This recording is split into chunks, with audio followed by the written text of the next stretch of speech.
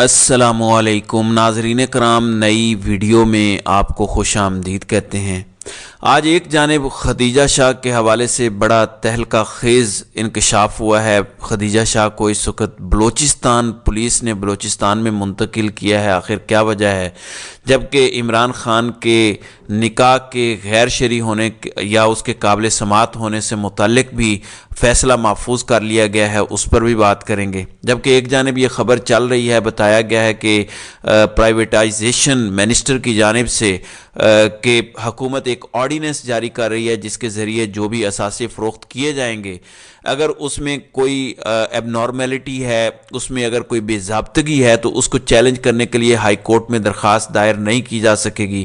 صرف ایک اپیل کا رائٹ ہوگا اور وہ سپریم کورٹ آف پاکستان میں ہوگا۔ ان کے بقول یہ اس لیے کیا جا رہا ہے تاکہ انویسٹرز کو تسلی ہو کہ جو بھی وہ انویسٹمنٹ کر رہے ہیں یہاں پر وہ محفوظ ہوگی۔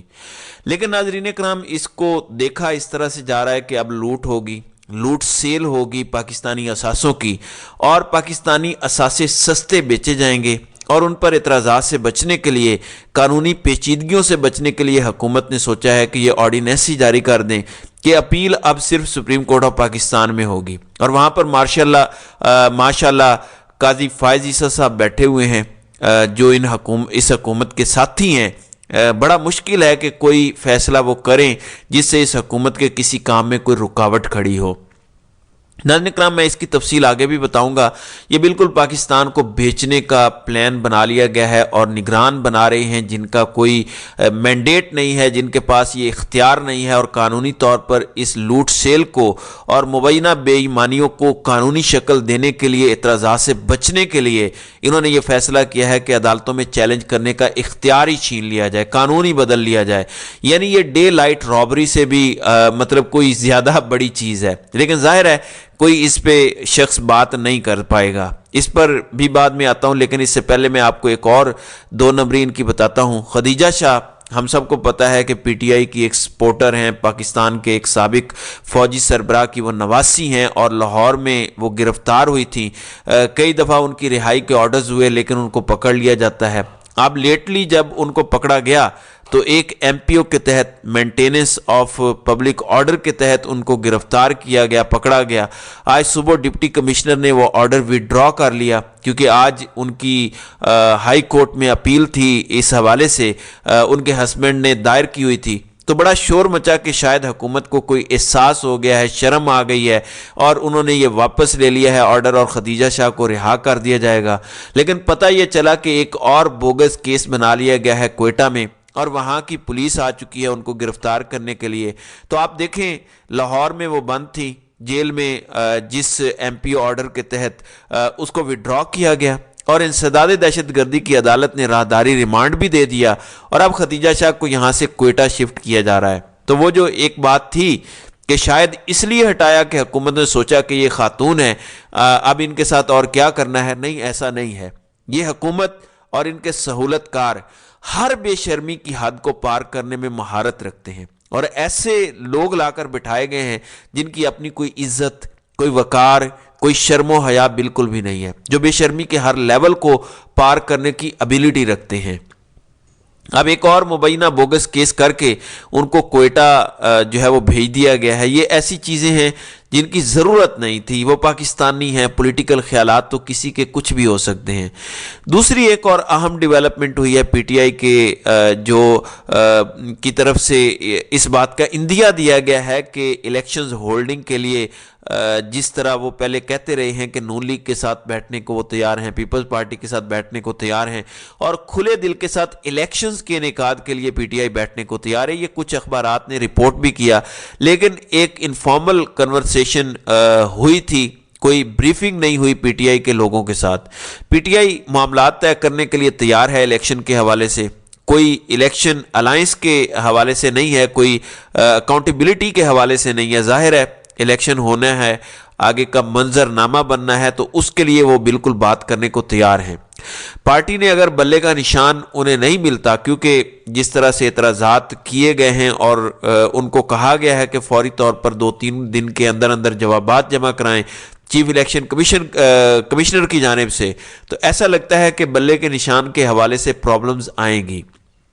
اور الیکشن کمیشن جو ہے وہ ضرور کوئی نہ کوئی گیم ڈالے گا. تو اسی لیے پی ٹی آئی نے بھی فیصلہ کر لیا ہے کہ پھر امیدواران کو انڈیپینڈنٹ لڑایا جائے گا, ایک سمبل پہ نہیں لڑایا جائے گا, لیکن وہ جو لسٹ ہے امیدواروں کی وہ پھر باقاعدہ طور پر جاری کر دی جائے گی عمران خان کے ٹویٹر پر, تاکہ لوگوں کا ابہام ختم ہو جائے. اب پنجاب میں انتخابی کمپین کا آغاز ہونے والا ہے. لاہور میں کل ریلی نکلی, اس کے بعد فیصل آباد, گوجرانوالہ, ملتان اور یہاں پر اٹک میں ورکرز کنونشن کا انعقاد کیا جا رہا ہے, اور اگلے 3-4 دنوں میں اس کی اناؤنسمنٹ بھی متوقع ہے. اور الیکشن شیڈیول ابھی تک نہیں آیا, لیکن کاؤنٹ ڈاؤن شروع ہو چکا ہے, اور اگلے 4-5 دنوں کے اندر الیکشن شیڈیول کا اعلان مسٹ ہے. اس لیے کہ پھر آپ کو کم از کم 54 دن تو چاہیے الیکشن کے لیے, اس کی کمپین کرنے کے لیے, کاغذات نامزدگی کے لیے. پھر اس سے اپیلیں, اس پر اپیلیں, ان کی پھر سماعت, پھر اگر خلاف کوئی فیصلہ آیا تو ٹریبیونل میں وہ لوگ جائیں گے, امیدوار جو ہیں اگر جن کے کاغذات ریجیکٹ ہوئے. تو ایک گہما گہمی ہے, اور پی ٹی آئی نے بھرپور فیصلہ کیا ہے کہ وہ اس میں پارٹیسپیٹ کریں گے. عمران خان نے اس حوالے سے ہدایات جاری کی ہیں. تو ویری انٹرسٹنگ صورتحال, کیونکہ کے پی کے میں عوامی جلسوں کی جو پولیٹکس ہے اس میں پی ٹی آئی نے تمام جماعتوں کو پیچھے چھوڑ دیا ہے, کلین سویپ کیا ہے, یعنی ایگزسٹ ہی کوئی جماعت نہیں کر رہی, کوئی جلسہ ہی نہیں کر سکی. اور پنجاب میں بھی جو نون لیگ نے چھوٹی سی جلسیاں کی ہیں مریم نواز نے, وہ بالکل فلاپ پروگرام تھے. اب لوگوں کی ہمدردیاں لینے کے لیے ایک نئی کمپین چلائی گئی ہے. آج انصار عباسی نے ایک کالم لکھا, کیونکہ آپ کو یاد ہوگا میں نے آپ کو بتایا تھا کہ یہ ہدایت کی ہے نواز شریف نے کہ ان کے نام کے ساتھ یہ جو لکھا جا رہا ہے کہ وہ لاڈلے ہیں اور طاقتور لوگوں کی انہیں سپورٹ حاصل ہے, سسٹم انہیں سپورٹ کر رہا ہے, تو اس امپریشن کو ختم کریں, کیونکہ لوگ مجھے سنیں گے نہیں, لوگ مجھے ووٹ نہیں دیں گے. تو اب آج انصار عباسی نے ایک اور طریقے سے کالم لکھا ہے جس میں کہا گیا ہے کہ میاں صاحب بڑے غصے میں ہیں, وہ اکاؤنٹیبلٹی کی بات کر رہے ہیں اور وہ سسٹم کو تبدیل کرنے کی بات کر رہے ہیں, سسٹم کے خلاف بات کر رہے ہیں. میاں صاحب یہ نہ کریں, اگر آپ نے یہ کیا تو پھر عمران خان جیسا سلوک ہو جائے گا, پھر آپ میں اور عمران خان میں کیا فرق رہ جائے گا. یعنی ان کی ایک امیج بلڈنگ کرنے کی کوشش کی جا رہی ہے کہ کسی طرح سے لوگ ان کے چکمے میں آ جائیں کہ یہ بھی سسٹم کو بدلنا چاہتے ہیں, سٹیٹس کو بدلنا چاہتے ہیں نواز شریف. حالانکہ ایسا کچھ بھی نہیں ہے. ہاتھی کے دانت کھانے کے اور دکھانے کے اور ہیں. لوگ مکمل طور پر سمجھ چکے ہیں. اس لیے ایون لاہور میں بھی میاں نواز شریف کی اوقات اور حیثیت ایسی نہیں ہے. سرویز بتا رہے ہیں کہ وہ کوئی سیٹ آسانی سے جیت سکیں. تو یہ ایک نیا پیٹرن, ایک نیا انداز چلایا ہے انہوں نے نواز شریف کو پروموٹ کرنے کے لیے, کیونکہ کوئی بندہ سننے کو تیار نہیں ہے. سسٹم نے جس طرح سے ان کو سپورٹ کیا ہے اور انہوں نے اپنی سزائیں معاف کرا لی ہیں اور اپنی ایلیجیبلٹی کی طرف جا رہے ہیں, تو اب تھوڑا تاثر یہ بنانا چاہتے ہیں کہ جیسے میں خلاف ہوں اسٹیبلشمنٹ کے اور اس سسٹم کے, اور میں اکاؤنٹیبلٹی کی بات کر رہا ہوں.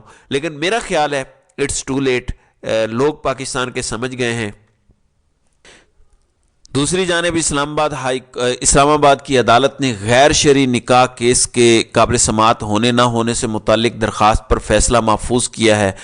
یہ اسلام آباد کی ڈسٹرکٹ اینڈ سیشن کورٹ کے جج قدرت اللہ نے عمران خان اور بشرا بی بی کے خلاف غیر شرعی نکاح کیس کی سماعت کی, جس میں بشرا بی بی کے سابق شوہر خاور مانیکا نے عدالت میں پیش ہو کر حاضری لگوائی, جبکہ خاور مانیکا کے وکیل رضوان عباسی بھی وہاں پیش ہوئے.